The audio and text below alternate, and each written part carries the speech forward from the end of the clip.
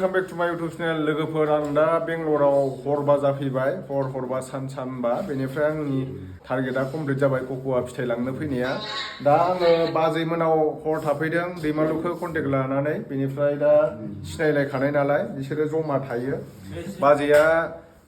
आदायाबो बिराद गोथाव संनानै जाहोबाय नैबिथिं आदायाबो आंखौ गोबां हेल्प खालामदों दा जोंहा बेंगलराव थानाय माखासे बर'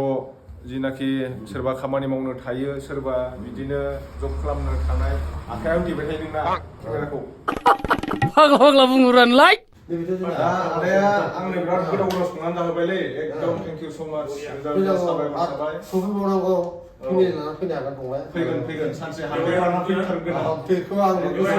बेरायनो माने रिल्स बानायनो गोसो आंबो बेलेग खामानिनि थाखायसो फैदों नालाय बेरायनो उनाव फैफिनगोन नायदो बयबो जोबोद मोजां नांबाय न'खरनि फेमिलि बायदि नांफैदों फैनानै बयबो बर'फ्रा जमा जमा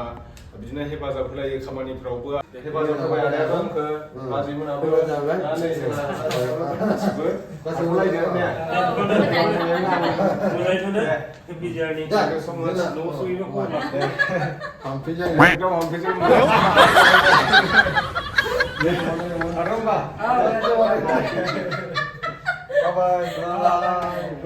लोगोफोर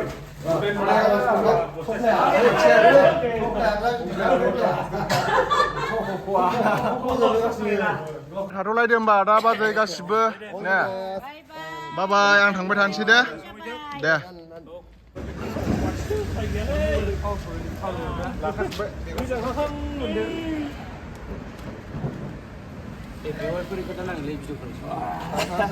दैमालुआ ओरैबायदि खस्थ' खालामगासिनो दं जोंहा दैमालुआ माबा बेवायफोर हामबाय नुदों माबायाव खामानि मावहैजेन नङा बियो बेवाय हामबाय हाबायाव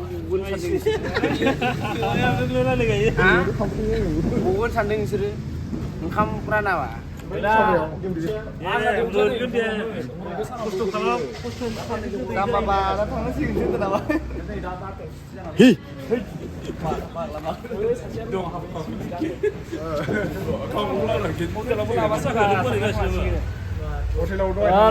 आलासिया थांफिनसिगोन माने थांसै नै जोंहा ब्रादार मोनहा बेयावनो थायो बिराद माने बर' जोंनि आसामनि बहुत लोगो मोनबाय आङो दा मोजां नांबाय फंबायमोनहा नैथिंबो दङ फंबायमोनहा बिसोरबो बेंगलरावनो थाफैनाया गोबावसै खै बोसोर जागोन बिसोरो दुइ बोसोर बिराद गोबाव जाबाय आरो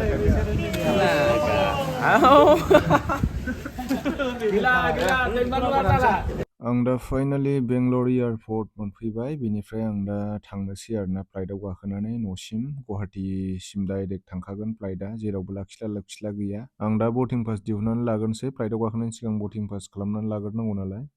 फुंनि 5:40आवनो आंना फ्लाइटआ इन्डिग'आवनो दानफिनबाय आङो मानो होनना बुंबा एक्सट्रा लेगेज लादों नालाय सोरांनायजों मोनहैनायजों जासिगोन बेग गिदिरखौ हरबाय बेलेगाव थिखोसिगोन आरोना ओमफ्राय आखायाव मोनसे बेग लाबाय दा गुवाहाटीयाव थांनानै नागिरहैनोसै दा बेगखौ आं दा गेट नाम्बार 41आव थांगासिनो आंनिया नै गेट नाम्बार 41 नैबेहाय लिरदों 5:40 टाइमखौ नायनो हागोन गेट नाम्बार 41 नैबे साइडआव 41 दं गुवाहाटी बेनो आरोना बेहाय नायै थांनांगौ आं दा गेट नाम्बार 41आव थांनानै हाबहैनोसै बर्डिं पासजोंनो जाबाय नै लोगोफोर माने टिकेट लालायलायनासै ओमफ्राय दा सिंथिं थांगासिनो दं फ्लाइटआव हाबजोब्बाय नै दा का प्रयोग करना वर्जित है। Refueling is in progress for this aircraft and we ask you to remain seated with your seat belt open. Smoking and सामने वाली सीट के नीचे रखें। कृपया अपनी सीट पर बैठ जाएं और प्रस्थान के लिए आगे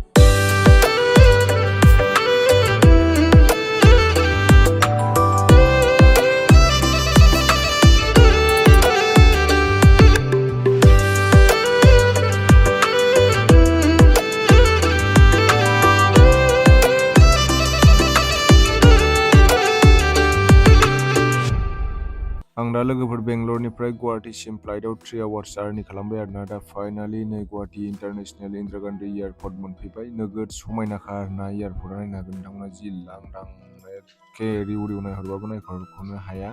बेनिफ्राय नैबेहाय इन्टारनेशनेल माने गुबुन गुबुन जायगायाव थांग्रा फ्लाइटफोरा लाइन दंमोन दा सिरिखौ बहायबाय नै माने ओंखारनो थाखाय सिरि बहायनांगौ जायो आरोना गोजौ नालाय फ्लाइटआथ' आं दा लोगोफोर नै फ्लाइटनिफ्राय ओंखारबाय ट्रेनजों थांनायमोनब्ला आङो सानथाम लागौमोन फ्लाइटआवबा 3 आवार्स 20 मिनिटफोरल' लायो आरोना बबेबाथ' फ्लाइटआ 3 आवार्सफोरल' लायो आं फैनायाव 3 आवार्सल' लादों दा बयबो ओंखारजोब्बाय नैबेहाय आं दा बासनिफ्राय ओंखारखांबाय बासनिफ्राय ओंखारनानै ससे थाबायलांनानै दा बेगखौ नागिरहैनांसिगोन बेगआ माने गिदिंबाय थाग्रा मोनसे माबायाव गिदिंबाय थायो आरोना बेहाय नागिरना लायनांगौ गाव गावबागाव बेगखौ बेंगलरनिफ्राय फैनाय गोबां मानसिफोर ओंखारफैदों आरोना गुवाहाटी एयारपर्टआव दा बिराद बेरायनो फैयो जोंनि नर्थ इस्टआबो जोबोद समायना नालाय जायगाया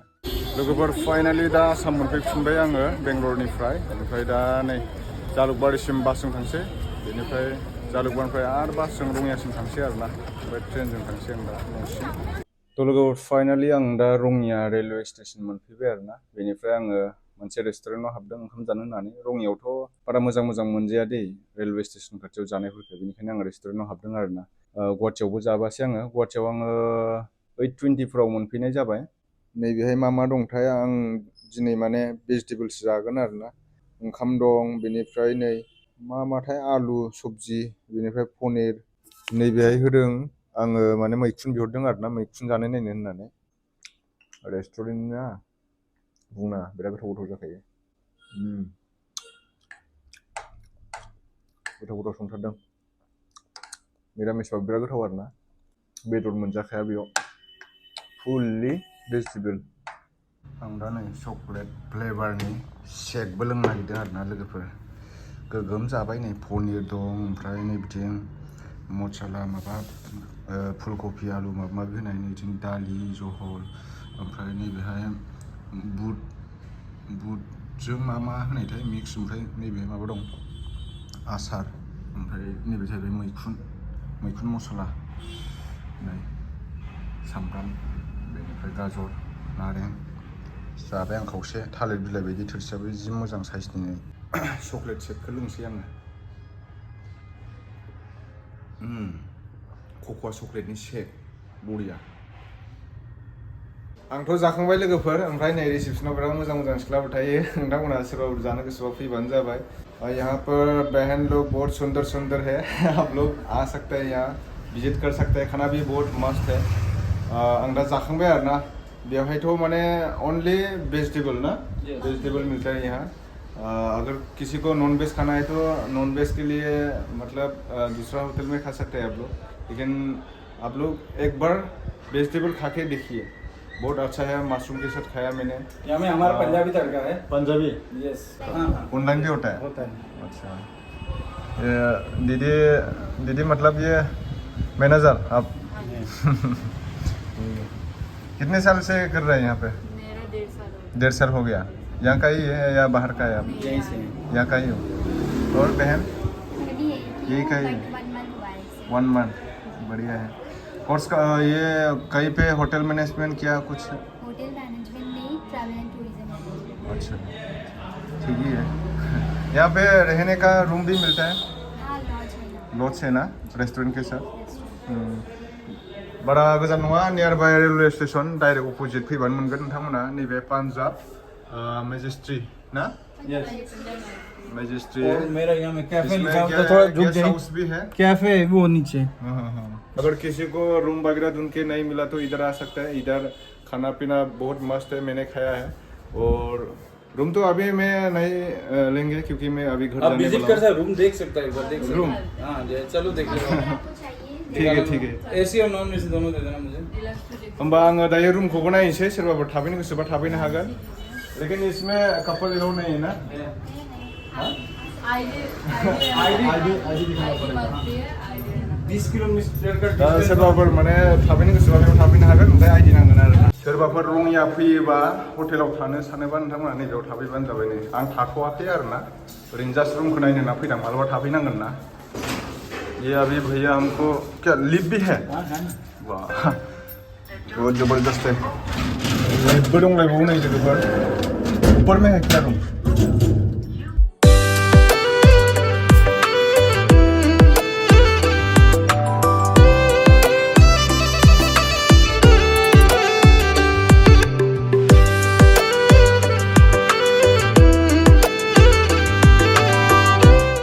लेमन सोडा लाबोदों आरो ना आंनो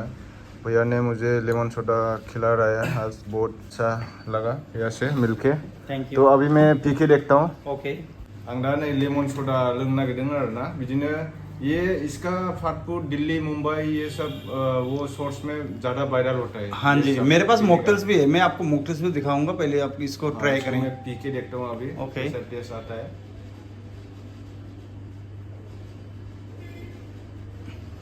नाइस बढ़िया है थैंक यू आं दा नै रङिया रेलवे स्टेशनाव टिकेट दानबाय ओरैबायदि मानसि आरोना ट्रेनाव फाथैजाबनाय बायदि गाखोखायो बयबो टाइमखौ होसोयो नालाय ट्रेनावबा खरसा खम जायो नालाय ओंखायनो ज' थार आरोना मानसिफ्रा लकेल ट्रेनबो जाहैबाय दा नै आं गाखोनानै थांगासिनो न' फारसे फाइनालि दा माजबाट मोनफैफिनबाय लोगोफोर बेंगलरनिफ्राय वाव नै तनिष्काबा मा बिलाय हा मा बियो हाबगोन नोङो ओमफ्राय मा लाबोदों आंनो आबाकादा नै लोगोफोर तनिष्काया बिफाया दासो मोनफैदों आरो जि दुगिखाबाय हाबगोन अबाव थांनाय होन बाबाखौ एर'प्लेन गाखोदों आङो आंखौ मानो लांफैयाखै होन देनां थांगोन दे देनां थांगोन दे आंनो मा लाबोदों होन नोंनो र' बेयाव इथाय लाबोदोंमोन आंनो मा लाबोदों आफा फिथाइ लाबोदोंमोन बोरो माथो गेवलानो मा जाखो आफा होन गेवाखैलै अ गेवबाय मानो गेवबाय वाव उन्दु दे वाव गेवबाय नो मा दं बेहाय ओंहाय गोरलैसो दैखौ साराखै बांसो दाबो सारनांगौमोन साराखैनो सानसे बेयाव हानांगोन ओमफ्राय नोंहा मा बुरि बायदि थाखुमबाय वाव व्हाट इज दिस नै बे सीता एप्पल होनना बुङो माबायदि जाबोजोबखोबा नै आयै मोनबोजोबबाय नै नायथाराहाय बिफाया हनै मा जादों मा नांखो ए है मोनबोजोबबाय माथो नैलाय एभाकाद'आ बेलेगबो दं जाग्रा लाइन थादों जाग्रा बुंबाबो गावबा गेजेर बेनो ब्रेड लाबोदोंना आङो जानो होननानै गिदिर दा फिसा दङ हनै जाबाय सासे जानला मोनलानो बै माबायासो गोदैथार दे बरनदो ओइ नुवाखै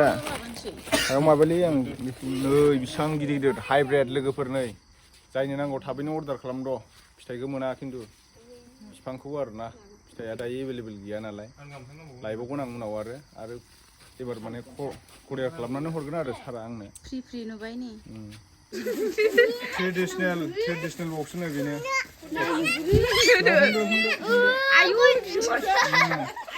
माबाना साजायना दोननांगौ साजायनानै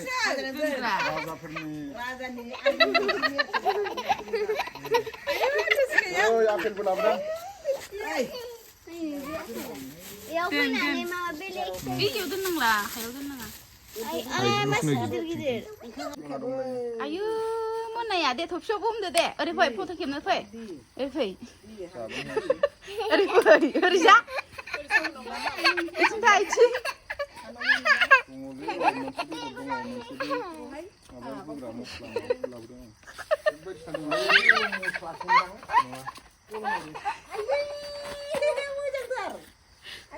बायदि मासि गाज्रि जाखोलाय गाखोग्रा बायदि मोनथारदोंहाय फट' खेबजानाय स्टिला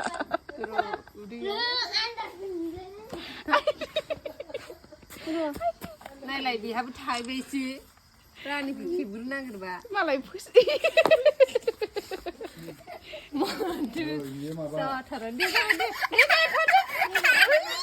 र' मिनिदो दे होनदों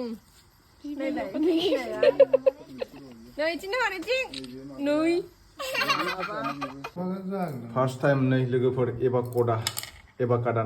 होनो देलाय जानायलाय टेस्टखौ खिथा ओमफ्राय जानानै बाटार बाटार बायदि मोजाङानो टेस्टआ एसे बोरैबा मोनो आरो माने बेखौ माबा मोनसे खालामनांगोन दां जाफेराखै नालाय औ माने मिसल माबा मोनसे होनानै बानायो खोमा बाटारखौ माबायो बेयाव बायदिसिना होनानै जायोलै नेटआव नायबासो मिथिगोन दा जानायलाय मिलौवो माथो मोजां मिलौवो बरिया गिहु बायदि ओंखायनोथ' मेलेम गोनां जायोलै बाहेरनि फरेनफोरनि मानसिफ्रा बेफोरखौ जानानै नैबेखौ सिता आपोल होनना बुङो गोदै बियो खान्थाल बायदि जादो आंबो दा जानायना नायनोसै र' ब्रेडजों हरलाय इयाव हरलाय नै